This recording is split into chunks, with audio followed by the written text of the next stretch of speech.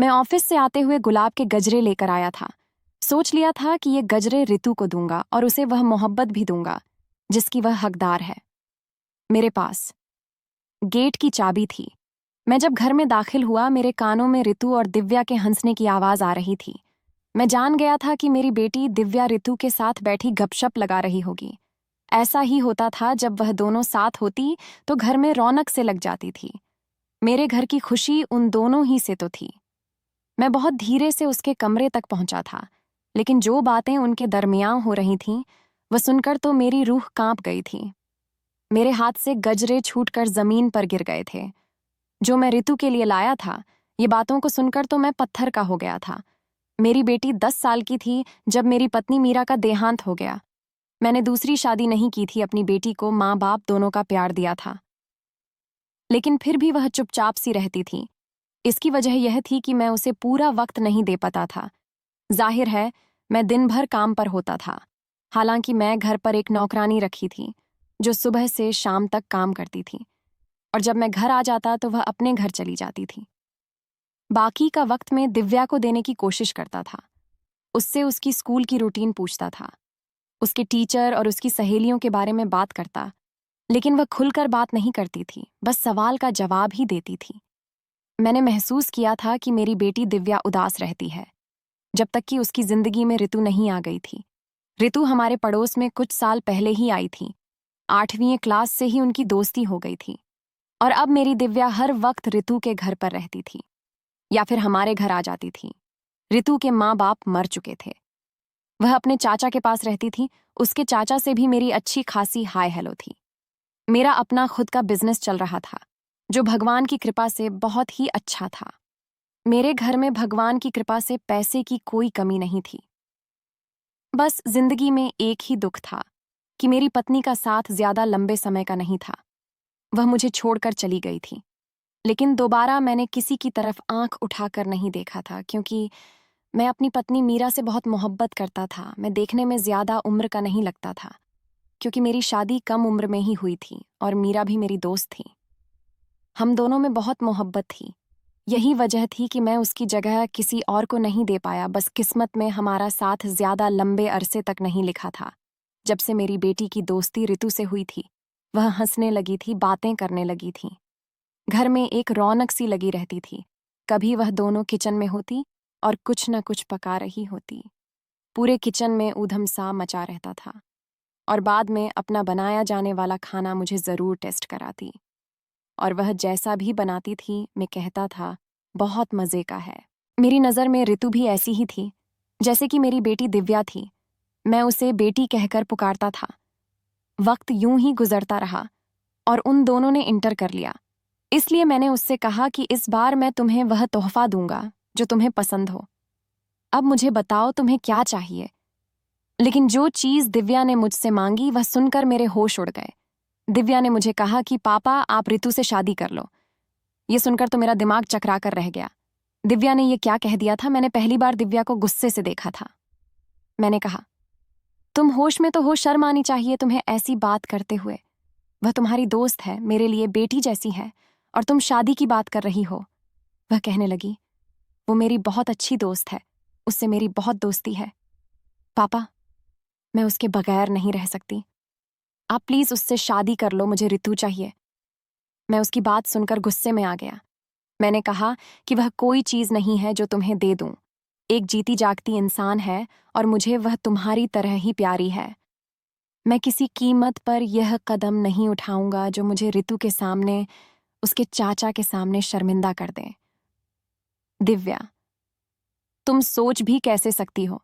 मेरा तो ये सब सुनकर ही दिमाग चकरा रहा है कि वह बच्ची मेरे बारे में क्या सोचेगी। हालांकि मैंने तो कभी उसमें और तुम में कोई फर्क तक नहीं समझा।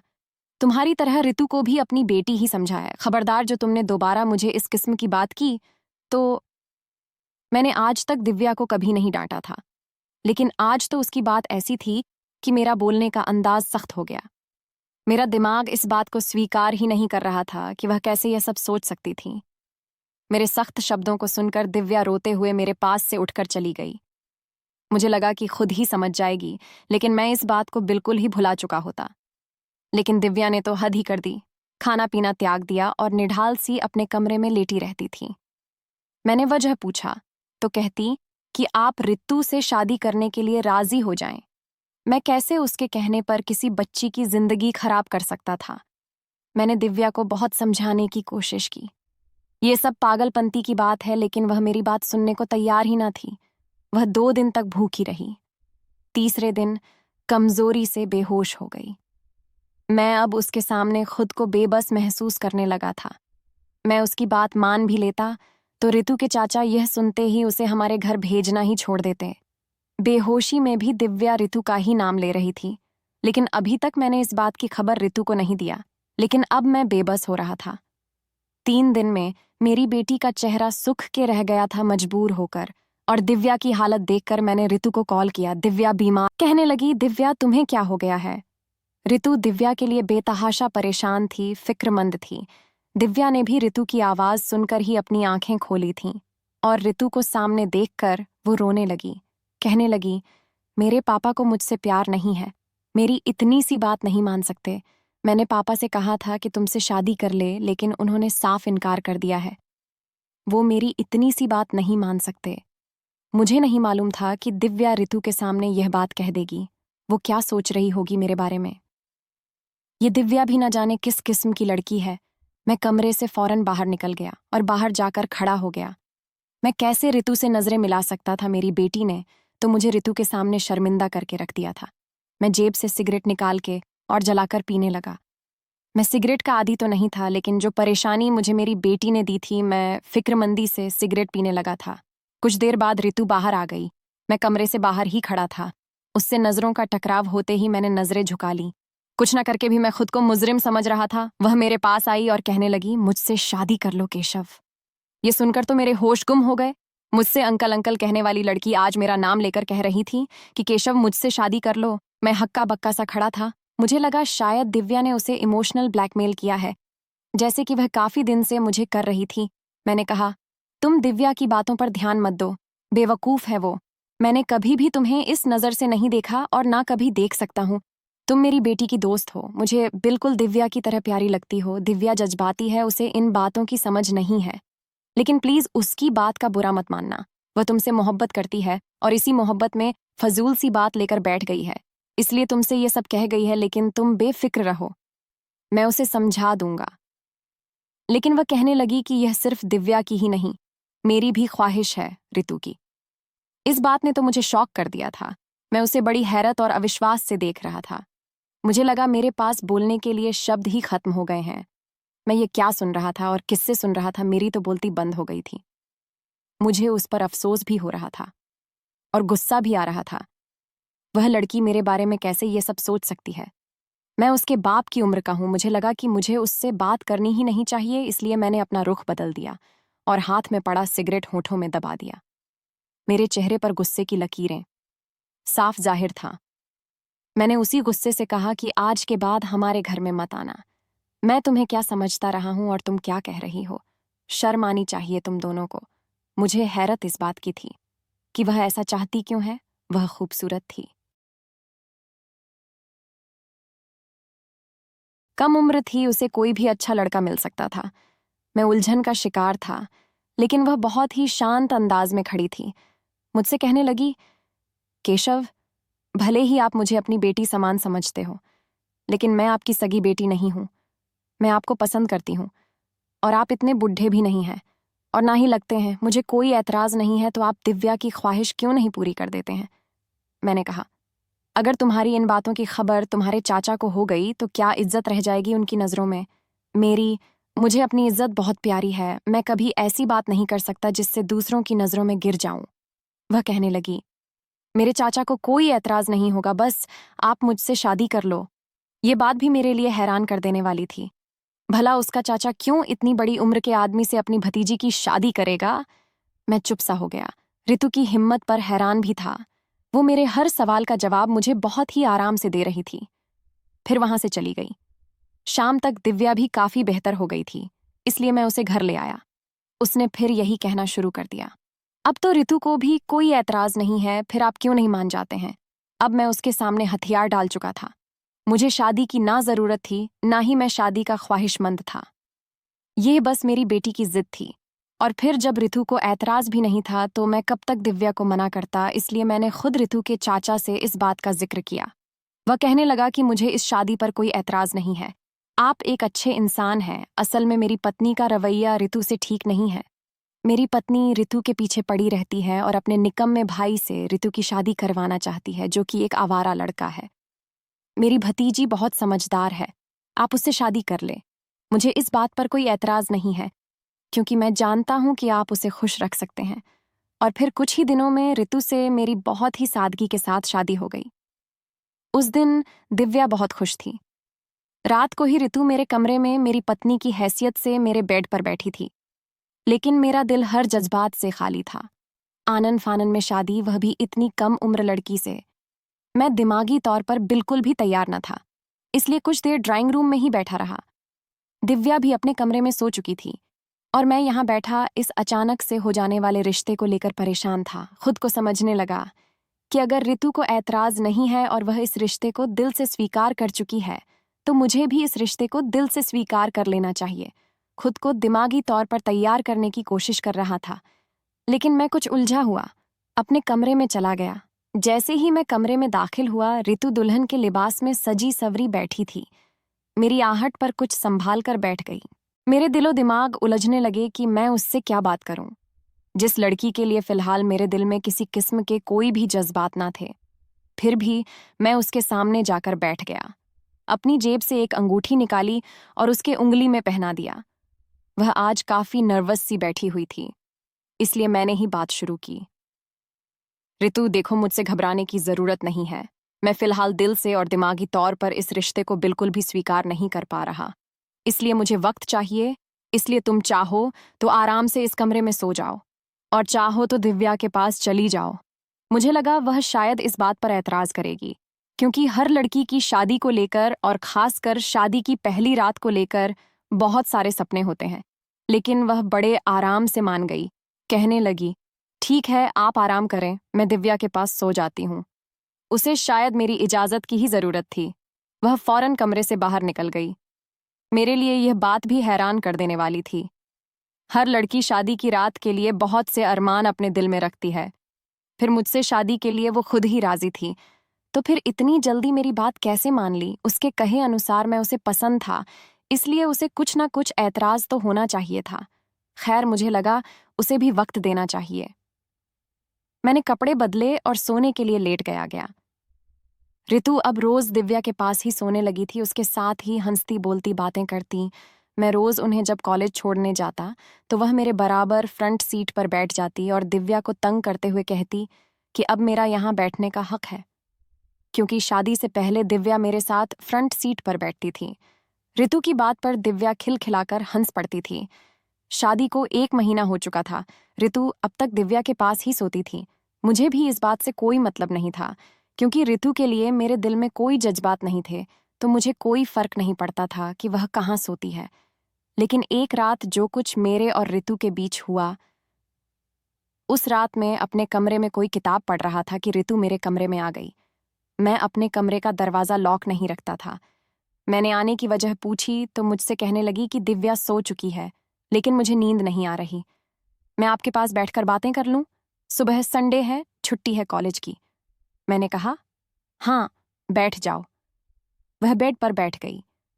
मैंने किताब साइड पर रखी और नज़र का चश्मा भी उतार कर बॉक्स में डाल दिया। वह मुझे बड़े ही गौर से देख रही थी। मेरी नज़र जब उस पर पड़ी तब भी वह मुझे ही देख रही थी। अचानक ही मेरे चेहरे पर मुस्कुराहट सी सज गई। वह भी मुस्कुराने लगी और मुझे कहने लगी, आप इस उम्र में भी देखने में इतने हैंडसम है। जवानी में तो और भी होते होंगे। आप मुस्कुराते हैं तो आपके चेहरे का डिंपल बड़ा प्यारा लगता है, और आपकी ये गहरी काली आंखें किसी को भी अपना दीवाना कर सकती हैं। उसके मुंह से अपनी तारीफ सुनकर मैं कुछ पल यह समझ नहीं पाया कि जवाब क्या दूं। मैंने कहा, हाँ, जवानी में बहुत सी लड़कियां मुझ पर फिदा थीं, लेकिन अब तो मैं 40 का हो गया हूं। अब कहाँ वह बात रही। मेरी बात पर वह हंसने लगी। फिर बोली, खैर, ऐसी बात तो नहीं है। अभी भी आप एक जवान लड़की के बाप नहीं लगते। जब पहली बार मैंने आपको देखा था मैं समझी थी आप दिव्या के बड़े भाई हैं। ऋतु की बात पर मैंने मुस्कुराते हुए कहा, ऐसा इसलिए क्योंकि मेरी शादी सिर्फ 20 साल की उम्र में हो गई थी। मैं अपने माँ बाप का इकलौता बेटा था और तब मेरी माँ को कैंसर हुआ था।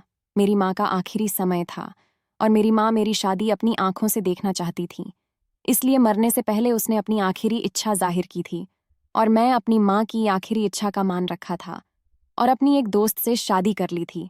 शादी के अगले ही साल दिव्या पैदा हो गई थी। दिव्या 2 महीने की थी। तब मेरी माँ चल बसी थी। मेरी बात सुनकर ऋतु कहने लगी कि हमारे कॉलेज की बहुत सी लड़कियां यही समझती हैं कि आप दिव्या के बड़े भाई हैं। फिर वह मुझे मेरी पहली शादी के किस्से सुनने लगी क्योंकि मेरी पहली पत्नी से मेरी शादी मोहब्बत की थी। वह बड़ी दिलचस्पी से मुझे देखते हुए मेरी और पहली पत्नी की लव स्टोरी सुन रही थी। सुनते सुनते उसकी आंखें बंद सी होने लगीं। वह बेड की दूसरी तरफ बैठी थी, वहीं लेटकर सो गई। मैंने पहले तो उसे जगाना चाहा, लेकिन वह गहरी नींद में थी। मैंने उस पर कंबल डाल दिया। मैं खुद भी सोने के लिए लेट गया। थोड़ी ही देर में मेरे दिल की धड़कनें नई लय से धड़क उठीं। जब ऋतु नींद में मेरे बहुत करीब आ चुकी थी, वो मेरे बाजू पर सर रखकर सोई हुई थी। उसका हाथ मेरे सीने पर धरा हुआ था। पहले तो अपने बाजू पर बोझ महसूस करके मैं नींद से हड़बड़ा कर उठा था, लेकिन जब उसे अपना इतने करीब देखा तो दिल की धड़कनों में भी एक प्यारी सी उमंग पैदा हुई थी। पहली बार मैंने उसका चेहरा इतने करीब से देखा था। उसके जिस्म की उठती खुशबू ने मेरे अंदर नए जज्बात को बुरी तरह से झिझोड़ दिया था। बाकी की रही सही कसर अचानक से होने वाली बारिश ने पूरी कर दी। एकदम बादल की गरज से वह मेरे बिल्कुल करीब आ गई, मेरे सीने पर सर रख दिया। मैं पसीने से शराब बोर हो गया था। फिर वह नींद में बड़बड़ाने लगी कि मुझे बारिश से डर लगता है। अब मेरा खुद पर बस नहीं था, इसलिए मैंने उसे खुद में समेट लिया। पहली बार मेरा दिल अपनी पहली पत्नी के बाद किसी के लिए यूं उछला हुआ था। इससे पहले कि मैं बेखुदी में कुछ आगे बढ़ता, मेरे कमरे पर दस्तक हुई। मैं चौंक सा गया। फिर ख्याल आया कि बारिश से तो दिव्या भी घबराती है। ऋतु गहरी नींद में थी। मैंने धीरे से उसे खुद से जुदा किया और उठकर कमरे का दरवाज़ा खोल दिया। दिव्या उड़ी हुई रंगत के साथ घबराई हुई खड़ी थी। मेरे दरवाज़ा खोलते ही मेरे साथ लग गई। पापा, मुझे डर लग रहा है, बादल इतनी जोर से गरज रहे हैं। फिर ऋतु भी मेरे पास नहीं थी। मैंने दिव्या का माथा चूमा, उसे तसल्ली दिया। फिर कहा कि दिव्या, अब तो बड़ी हो जाओ। चंद बारिश और बादल की चमक से कौन डरता है। जाओ सो जाओ ऋतु के साथ। मैं तुम्हारे कमरे में चला जाता हूँ। दिव्या ऋतु के बराबर में सो गई और मैं दिव्या के कमरे में आकर लेट गया। लेकिन मेरी नींद अब उड़ चुकी थी। दिल अपने पति होने के फर्ज को पूरा करने के लिए मचलने लगा था। मेरी नजरें अब खुद बाखुद ऋतु के लिए बदलने लगी थी। एक बार मेरे दोस्त ने दावत दी। मैं दिव्या और ऋतु को पहले ही तैयार रहने का कह चुका था। जब ऑफिस से वापस आया तो ऋतु मेरे कमरे में 2 जोड़े हैंगर में लिए बेड पर रखे बैठी थी। मैंने कहा, तुम तैयार नहीं हुई? ऋतु कहने लगी, मुझे समझ नहीं आ रहा इनमें से कौन सा ड्रेस पहनूं। मैंने दिव्या से पूछा। वो भी नहीं बता रही। आप मुझे बताएं ना, कौन सा ज्यादा अच्छा है। आप जो कहेंगे मैं वही पहन लूंगी। उसके सवाल पर मैं हंसने लगा। मैंने कहा, मैं भी दिव्या का ही बाप हूं। मुझे इन बातों का कुछ पता नहीं है। जो तुम्हें ज्यादा अच्छा लग रहा है पहन लो। वह मेरे पास आकर मेरी आंखों में देखकर हक जताकर बोली, केशव, आप मेरे भी तो कुछ लगते हैं। मुझे आज आपकी पसंद की पहननी है। ये सुनकर मेरा दिल धक से रह गया था।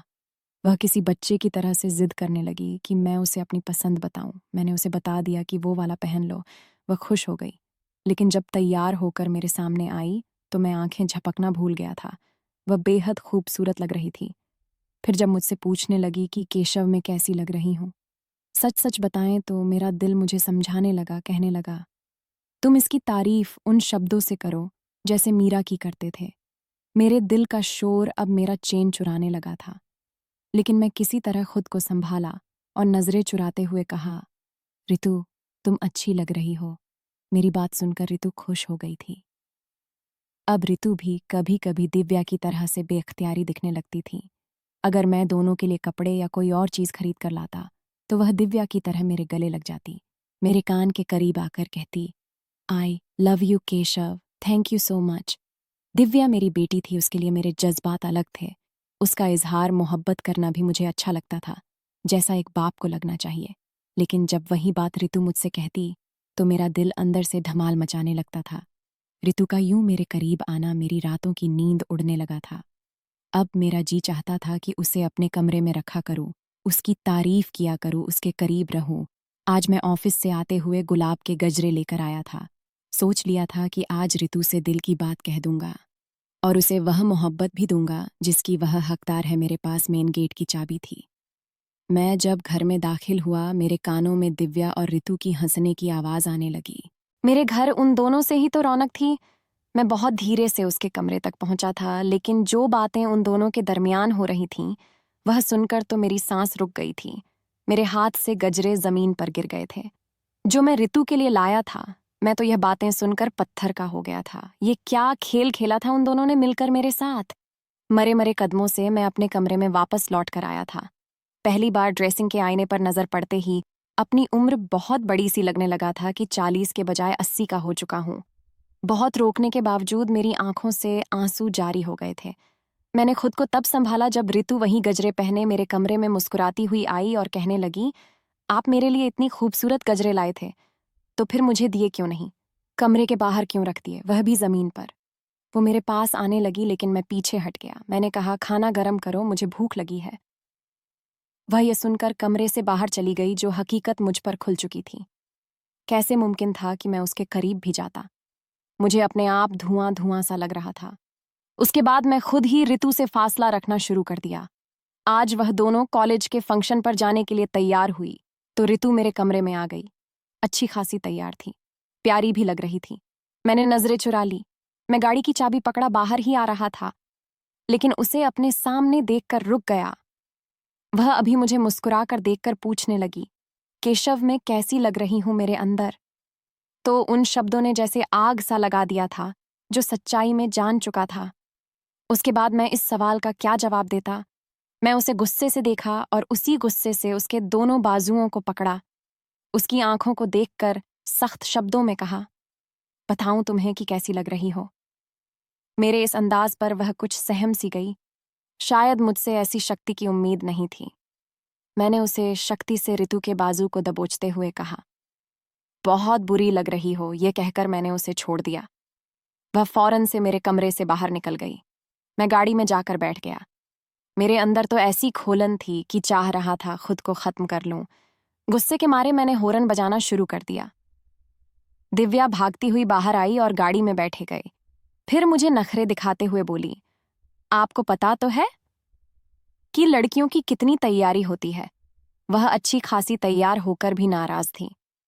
मुझे नखरे दिखाते हुए बोली, आप भी ना पापा बहुत जल्दी मचाते हैं। मेरा अगर मूड अच्छा होता तो दिव्या की बात का हंसकर जवाब भी देता, लेकिन मैं खामोशी से बैठ रहा। थोड़ी ही देर में ऋतु भी बाहर आ गई थी, लेकिन ऋतु को देखकर मुझे हैरत हुई थी। जो मुंह धोकर बिल्कुल सादा हुलिया में बाहर आई थी, आंखों से लग रहा था कि रोई है। मैंने उसके चेहरे से नजर हटा ली। वह जब मेरे बराबर फ्रंट सीट पर बैठने लगी तो मैंने उसे रोक दिया, जाओ जाकर पीछे बैठो, लेकिन वह फिर भी फ्रंट सीट पर ही बैठी थी। पूरे रास्ते वह दबी दबी सिसकियां लेकर रोती रही। दिव्या उसे वजह पूछ पूछ कर थक गई कि वह क्यों रो रही है, लेकिन मैंने एक बार भी उसकी तरफ नहीं देखा। मेरे जज्बात कोई पत्थर के नहीं थे कि कोई भी आकर उनसे खेल जाए। उसे बस इस बात का रोना आ रहा था कि मैं उसे सख्त लहजे में क्यों बात किया, लेकिन यह नजर नहीं आ रहा था कि वह अपने चक्कर में मेरे साथ कितनी बड़ी ज्यादती कर गई है। मैं हक पर था, मेरा रवैया भी अपनी जगह बिल्कुल सही था, लेकिन ये कमबख्त दिल अब ऋतु के प्यार में पागल हो चुका था और ऋतु के आंसुओं ने मुझे पूरा दिन बेचैन रखा। ऑफिस में स्टाफ के साथ मैंने बहुत बुरा व्यवहार किया। ऋतु अब मुझसे बात नहीं करती थी, कुछ नहीं कहती थी, मुझसे दूर भी रहने लगी थी। अच्छी बात थी कि वह मुझसे दूर ही रहे, लेकिन बस उसकी नजरें मुझ पर जमी रहती थीं, जिनमें न जाने क्यों ढेरों शिकवे थे। वक्त आगे बढ़ गया था। अब दोनों की पढ़ाई पूरी हो चुकी थी। उन्हीं दिनों मेरे दोस्त ने अपने बेटे के लिए दिव्या का रिश्ता मांग लिया। वह लड़का मुझे पसंद था, लेकिन फिर भी मैंने दिव्या से उसकी रजामंदी पूछी थी, क्योंकि ये बेटी का हक है। उसके चेहरे की मुस्कुराहट ही उसका इकरार था। चंद माह में दिव्या की शादी तय हो गई थी। जिस दिन दिव्या विदा हुई, ऋतु से गले लगकर खूब रोई। ऋतु भी रो रही थी। अब दिव्या जा चुकी थी। अब घर में सिर्फ मैं था और ऋतु थे। मेरा कड़ा इम्तिहान तो अब शुरू हुआ था।